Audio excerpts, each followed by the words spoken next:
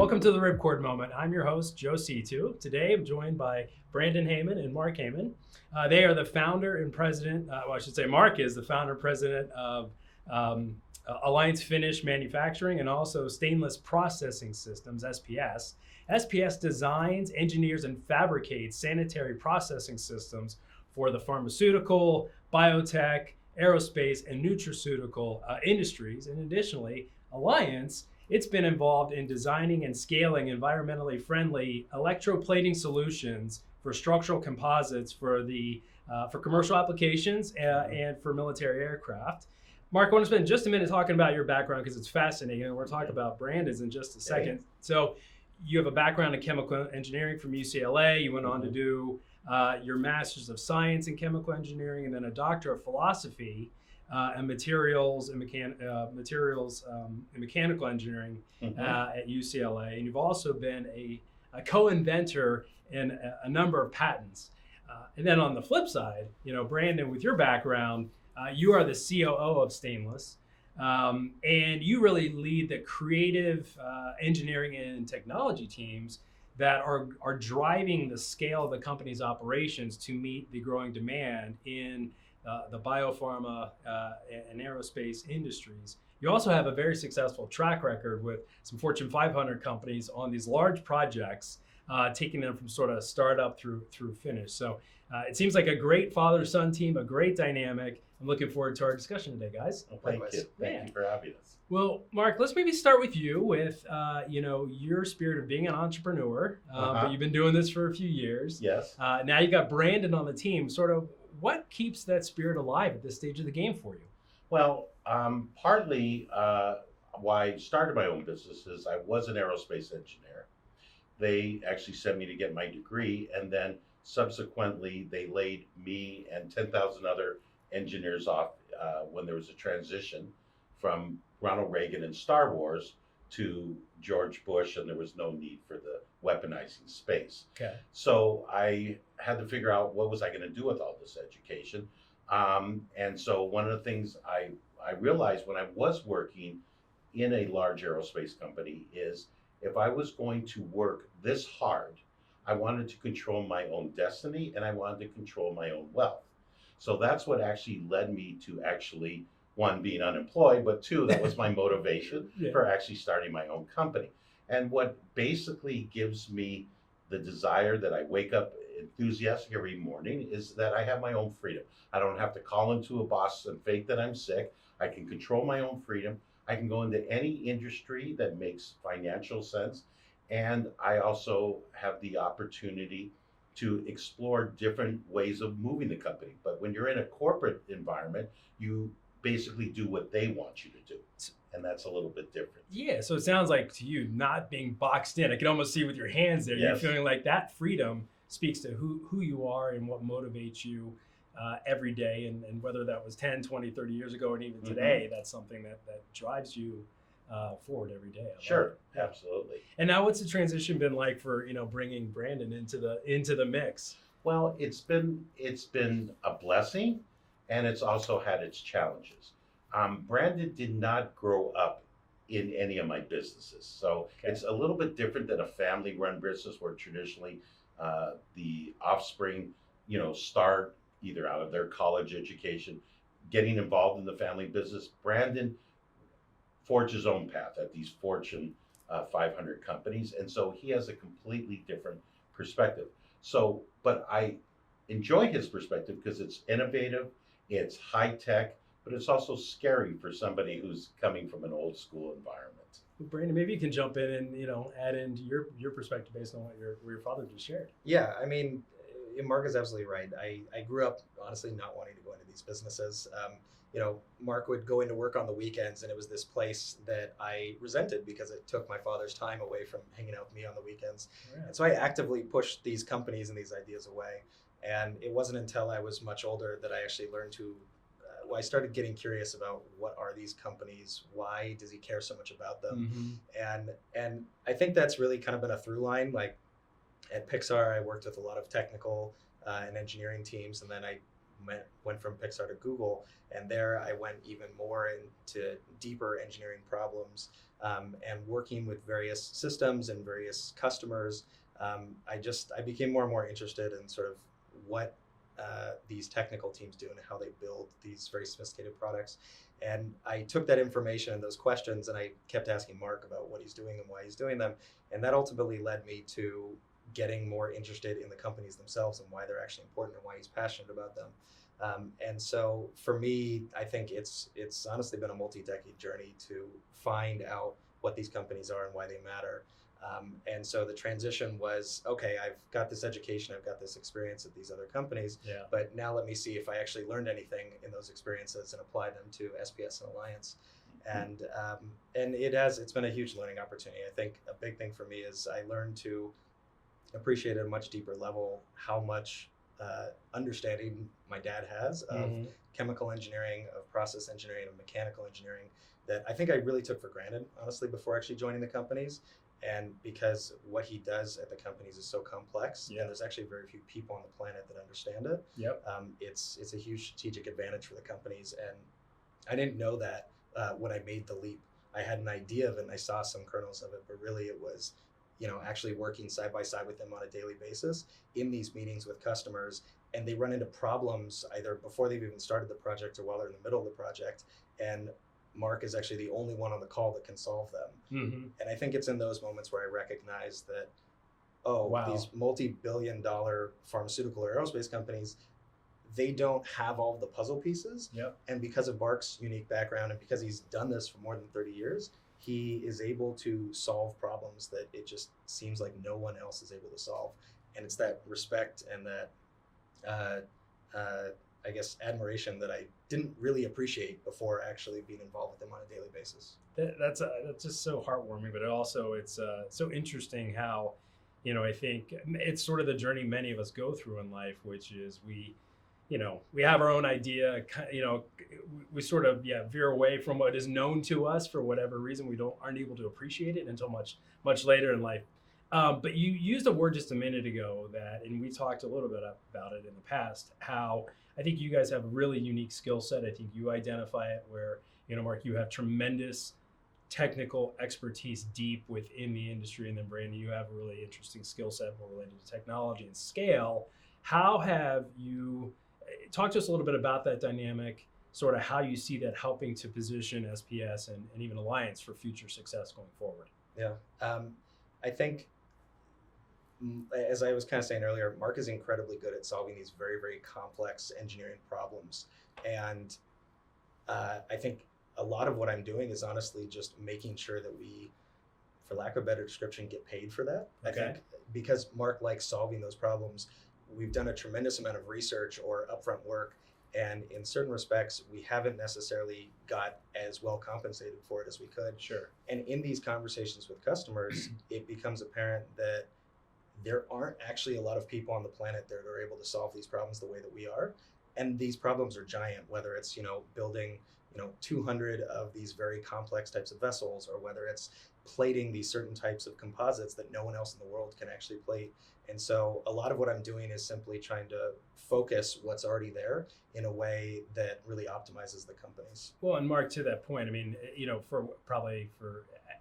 want to get your perspective on how, for years, right, many entrepreneurs have to wear all the hats, have to do everything. And now you're getting to a point where, having Brandon who can focus on certain aspects of the business that allow you to really drive strategic value into focusing on the things that you do best. That still had to be somewhat of a transition, though. And so so talk to us a little bit about how that has been. Yeah, well, it's different.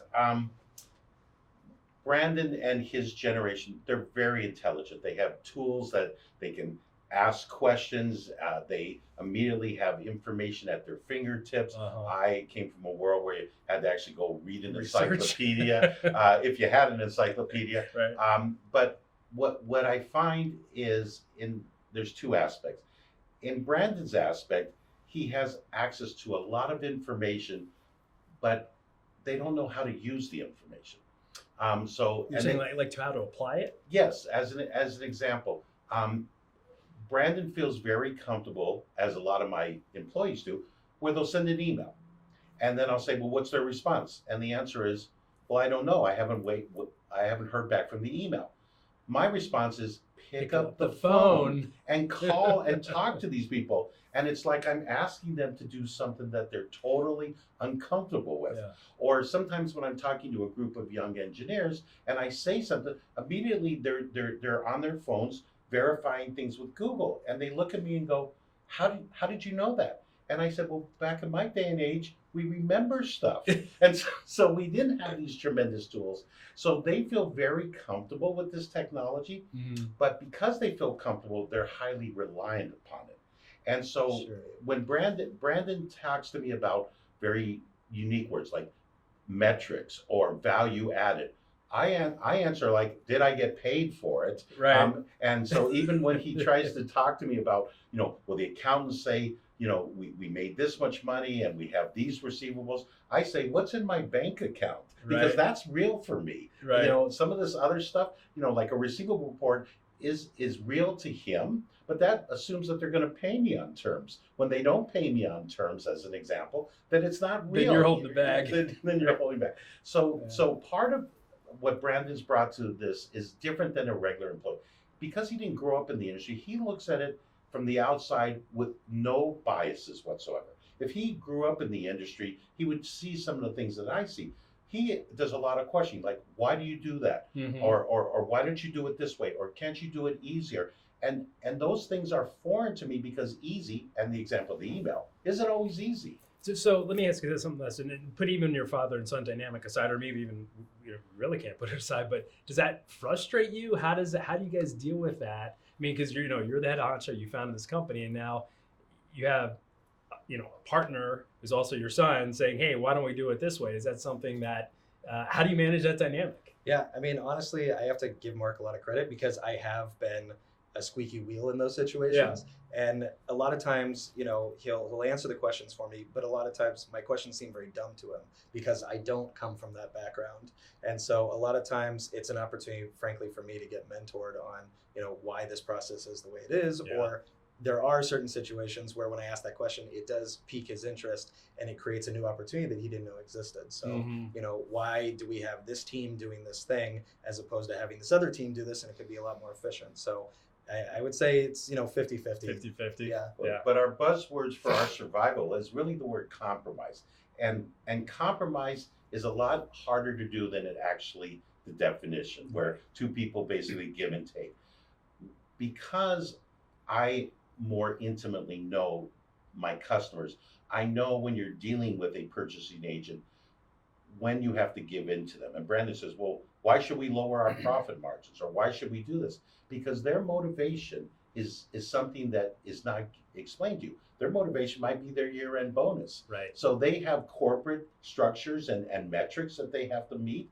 I just have to find a way to get the jobs. And so I've learned when I can push them and when I can push back.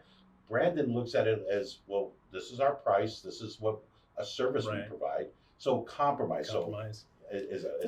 I think you're bringing up something really good, Mark, which I want to stress on, and that is if there are other founders sort of at your level of their business cycle contemplating a succession event by bringing in a son, or whether it's a succession event or if it's just management or just dealing with the business itself, like they have to be willing to compromise, because if they don't, I would think it's going to essentially fracture the relationship. Right.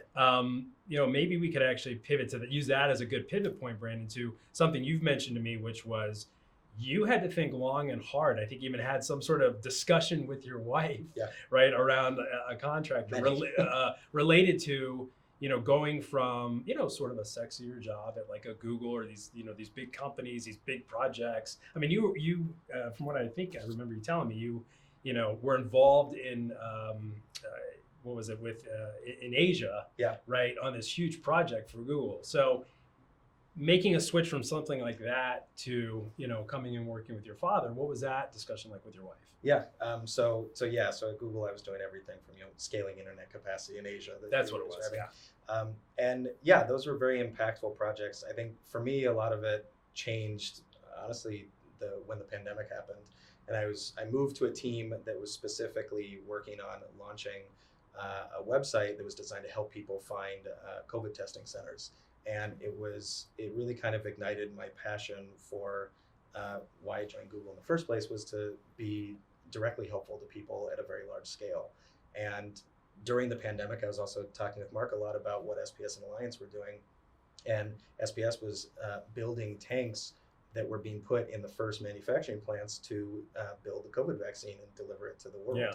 And literally like saving lives. yeah, and that was something that I hadn't experienced at Google for a very long time. Yeah. And so that really kind of was an opportunity for me to look at and say, what am I doing? How am I spending my time?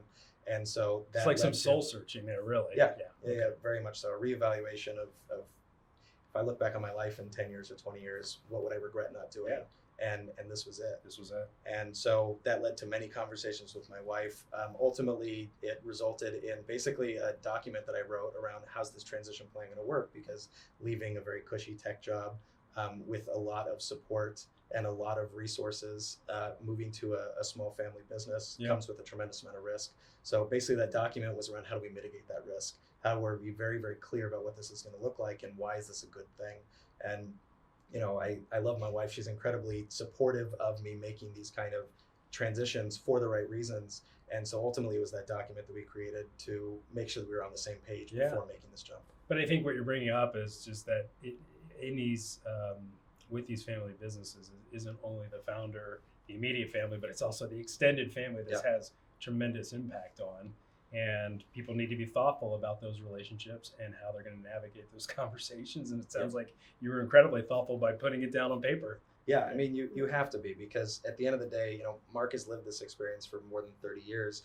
He built these companies. He essentially, all of the wealth that he built is what, you know, paid for my college, paid for my brother and sister's college, you know, paid for homes, paid for a number of lifestyle things, basically. And now I've jumped into this as well. So that responsibility is now shouldered between the two of us to make sure that we build up the family legacy and build up the family support system, so to speak, to help sort of raise the next generation. Yeah. But from my point of view, as much as I looked for Brandon's support, I also had to ask myself my question, am I putting his career in peril? Because when you work for somebody else, you're an employee. You don't worry about payroll. Nope. The check is always there, or it's already in the bank, and you don't have to worry about that. So here I had to ask myself, can I bring him on board, as much as I wanted his support, at a salary that was not too painful in reduction compared to what his previous compensation was. But I also had to make sure that I didn't fail, because, you know, sure, he left these high-tech industries on good terms, and he could go back, but he was taking a leap of faith that, you know, that he was not going to be woefully impacted. And as I explained to him, jokingly, I said, he used to carry a credit card from Google that could buy both my companies in one swipe. Right. And I don't have those resources. So coming from corporate America, I was once in corporate America, and I would say, oh, we'll do this, and you have the power of a checkbook behind you. When you come to work in a family business, we have resources, but maybe not as vast, and it's not so easy for us to say, just do this. We can do some things, but we have to think a little bit harder. Let's take that a little deeper, because I think this is a really interesting point that you're bringing up, Mark, which is around just experience and perspective for the depth of financial resources, or resources, you know, in general, for companies like yours, the lower middle market family businesses, versus these big mega tech companies that are flush with cash and you know, seemingly have endless resources. How did you guys learn through, you know, how did you work through that in terms of your perspective? Well, Brandon, he is willing to trade expediency for money. And that is because money has not been a constraint for him in his prior experience. In my case, we're going to trade time for money, because if it costs us more money, and we might do things differently, we might do things ourselves as opposed to hiring consultants. So Brandon moves on a much faster time scale in terms of implementation. He looks at metrics, he looks at returns on investment. I look at, what is this new technology going to cost me, and what happens if it doesn't work? I can't entirely abandon my older way of doing things, even though they might not be as sexy and they may not implement as fast, but at least they're battle tested. And if they fail, I can recover. When you're Brandon's age, they're almost immortal in their thinking about, well, I have 35 more years to make up for this mistake. At my age, you don't have 30 years to make up for this mistake. So that balance, at times, being honest, we butted heads. And at times I said, okay, you have to understand where I'm coming from, and I understand where you're coming from, but we have to do it where I feel comfortable. And yet he is comfortable with this, but I'm not comfortable because of either the expense or the speed of implementation. So that trust has really required me sometimes to sit on my hands and close my mouth and hope for the best. And it's not always easy. Brandon, but the key is your perspective. The risk is great for me as well, and I need to make sure that if I'm asking Mark to trust this thing that we've never done before, I need to be right. I need to make sure that the data is there and that the data proves that, okay, this money is going to come in at this point, or this tool is going to make our process easier, and here's why. And so, at Google, I could do a lot of experimentation, and don't get me wrong, I still do plenty of experimentation at SPS, but the risk is greater because we don't have endless resources to do those kind of things within SPS and Alliance. And so for me, I really need to make sure that that bet is going to come true, because if it doesn't, it's going to be very difficult for us to recover. So I think a lot of what I'm focused on is making sure that I do little experiments that are relatively inexpensive. Once I prove that they work, then I'm willing to bring it to Mark and test that at a larger scale, to see if we can optimize processes within the company and things like that. And it sounds like this process of doing the small bets is building the trust, so that Mark, you're getting more comfortable with this hybrid approach. And also, I have to imagine from before, where again you made every single decision. I mean, this is a very common thing business owners go through. As they grow in scales, they have to build depth of management and empower that management team to make the decisions, so that the business itself can actually run. It's not essentially beholden to one individual. Right. Your point's well taken. I haven't had to ask anybody else, what do you think? But as part of my decision-making process, I played the tape. What are the consequences if I'm wrong? Okay. Having somebody who's your son and also your partner, there's two aspects. One is, if he makes the wrong decision, at the end of the day, I don't want him to think like, I'm going to hate him, I'm going to fire him. Because outside of making money, you still have family. And I have a grandson, I have a daughter-in-law, and I have to meet them at the holiday party. So you can't say, they can't say, you fired your son, my husband. No. So part of my trepidation is learning trust and watching him be able to do things that I could never do, just because he's not fearful of certain things. I'm fearful because it's something I just would never do, but I don't have his outside vision looking in. Had he grown up in the business, he would understand why I do certain things. But outside, he goes, why are you doing it? A class example, he says, why do you go get lunch? Because I'm not thinking of paying $6 to DoorDash. It's just, that's $6, He says, but your time's more valuable. Well, yes, it is, but when you're constrained by resource, not that $6 is going to change, but just the fact is that it's some of that's coming to talk about. I think what you're bringing up too is habits, in some ways. Exactly. And so you have to learn to trust. Basically, it kind of goes in a little bit. This might sound like, where's he coming from? It's what I've always said about what the role of parents are with their children. You have to give them roots and wings, and it's the wings part that are really tough. And so in his case, when I say, okay, let's go with your idea, that is literally something where I have to shut up and just watch. Well, when you say that the wings part is tough, what is tough? What's tough about it? Because they have a vision in their mind, and they have a set of experiences that suggest to them that it's going to work. If you don't have that same experience, like I said, they feel totally comfortable waiting for an email. I say, pick up the phone, Right. because that, there's nothing wrong where, you pick up a phone and someone answers, you ask a question, you don't wait 1 minute for an email or wait 1 day Right. till they respond. Sure. So my method of getting information is fast from the days you, of a telephone. sure. From their perspective, Yeah. like, why should I pick up the phone? I'll send them an email.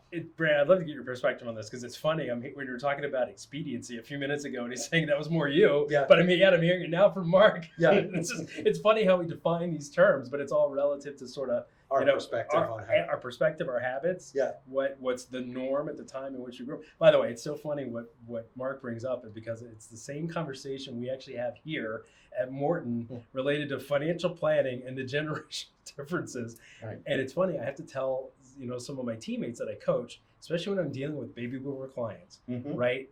And they'll want to send an email. I'm like, just pick up the phone and call them, right? Right. So it's funny how it goes through different industries. Yeah. But I'd love to hear your perspective on what Mark just shared a minute ago. Well, I'm glad we're using that analogy of just pick up the phone, because honestly, it was something that I very much resisted when I first joined the company, because when I got to Google, I was actually trained, so to speak, by the culture to do the exact opposite.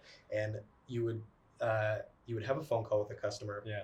but then you'd write everything in an email and you'd send it off to them. Yep. And so that documentation was key. And so when I got to SPS, I was operating in this mode of only sending emails. Yeah. And a big part of my learning has been the cultural shift of, coming from tech to sort of a biotech and manufacturing and aerospace customers and clientele and suppliers. And so picking up the phone is actually a key form of communication that if you don't do it, you're actually missing a tremendous amount of context Yep. with that supplier, with that customer. Yeah. And so there's been a lot of learnings like that Mark just knows from decades of experience, and he intuitively understands, the customers or the suppliers or the employees in ways that's where a lot of my why questions come from too. Why are we doing it this way? Sure. He naturally gets it. And so I've had to learn why that is in place.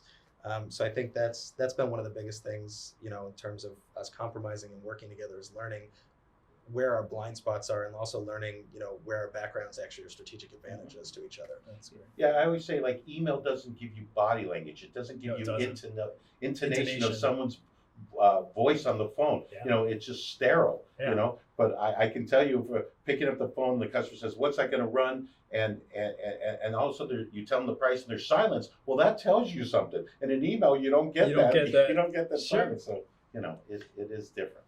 Well, guys, I really appreciate you taking the time to be with us. We call this the Ripcord Moment because, as you know, I'm a firm believer that when an owner is going to consider some sort of succession event, I liken it to jumping out of a plane, right? And the idea is that for most business owners, they only go through one succession event oftentimes, and they're full of emotions, fear, anxiety, elation when the parachute actually opens. And so for our audience, what are the two sort of bold action items that you would recommend related maybe to a father-son transition or in management that they consider making sure that they're thinking about if they're, again, going through an experience similar to what the two of you are going through right now?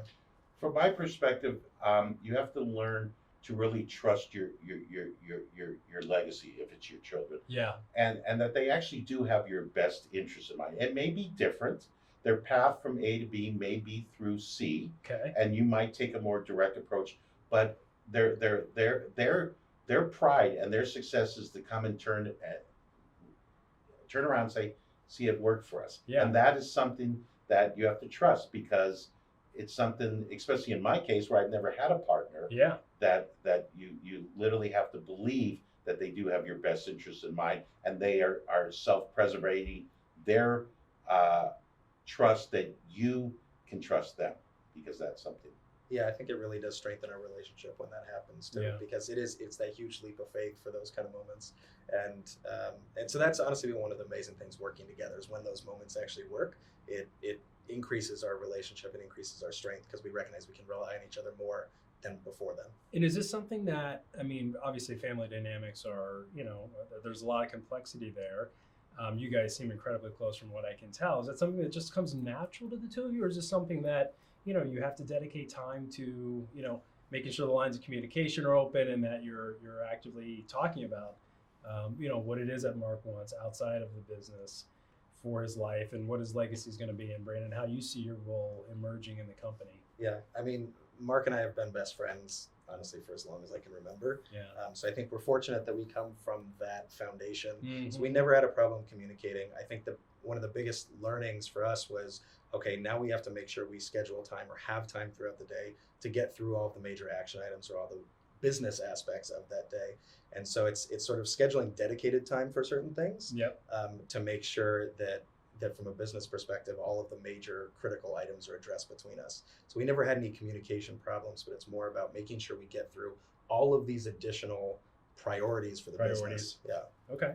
All right. So, and for me, I guess Brandon holds me accountable. That's something I've never actually. I held myself accountable. yeah. But I also operated on my time scale. Okay. From his perspective, he wants me to operate on a little bit different time scale because more of my customers are of his generation than my generation. Mm-hmm. So they expect answers quicker. I tend to like to stew a little bit, and maybe Yeah. that's something I've had to learn to pick up my pace a little bit. So yes, absolutely. And so having someone to help hold you accountable, you'd say, Right. is that sort of the second It- action item you'd have somebody absolutely consider? is that they operate in a world where their time scale is much more compressed. Okay. You know, they're used to, as I say, the Amazon moment, you know, and I have some of my customers who, when I tell them when we're going to have their product delivered, I said, you know, it's not going to be delivered in 2 days, but they have this time scale that everything happens rapidly. And when you tell them something differently, you know, they're like, well, what takes so long? And it's just that lack of, in depending on the commodity, their nativity. You know, a human child is not born any faster, no matter what Amazon says, any sooner than it should be. Right, but I understand their time scale and their access to information is so much quicker than ours that what comes natural to them is still a little bit foreign to me.